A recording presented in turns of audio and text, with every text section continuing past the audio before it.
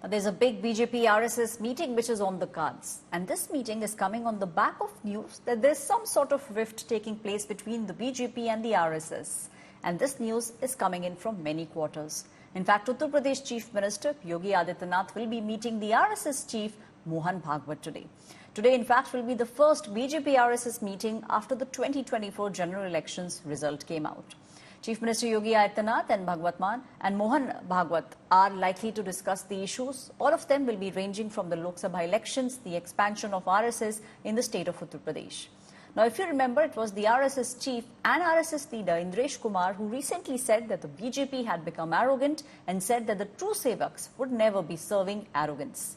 But the RSS was very quick to make a U-turn. They issued a clarification. In fact, it was Indresh Kumar who said those who worship Lord Ram are actually in power and the country will flourish under Prime Minister Narendra Modi. समय हर पल, हर minute, हर घंटा, हर दिन तेज गति से आगे दौड़ रहा है। तो एट प्रेजेंट का ये सच है कि जिन्होंने राम का विरोध किया और राम भक्तों का भी विरोध किया, वो आज सत्ता से दूर चले गए हैं। जिन्हों के मन में राम के प्रति श्रद्धा, आस्था और भक्ति थी, वो आज सत्ता पर है।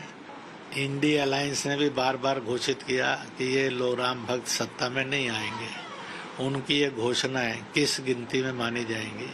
तो मुझे ये लगता है कि आज देश तेज गति से आगे बढ़ गया है। बीजेपी के लोगों से आप पूछिए, वो अपना एनालिसिस करने में और उससे सबक सीखकर आगे बढ़ने में पूरी तरह से विश्वस्त भी हैं, योग्य भी हैं और शक्ति और सामर्थ्य भी रखते हैं। कि उनका विचार है, उनकी सोच है, वो अपना कह रहे हैं तो कहीं न कहीं उनको समझ में होगा तब वो बोल रहे हैं। पहला लक्ष्य एनडीए का था कि देश के प्रधानमंत्री की कुर्सी पर माननीय नरेंद्र मोदी जी बैठे। उस लक्ष्य को हासिल हुआ,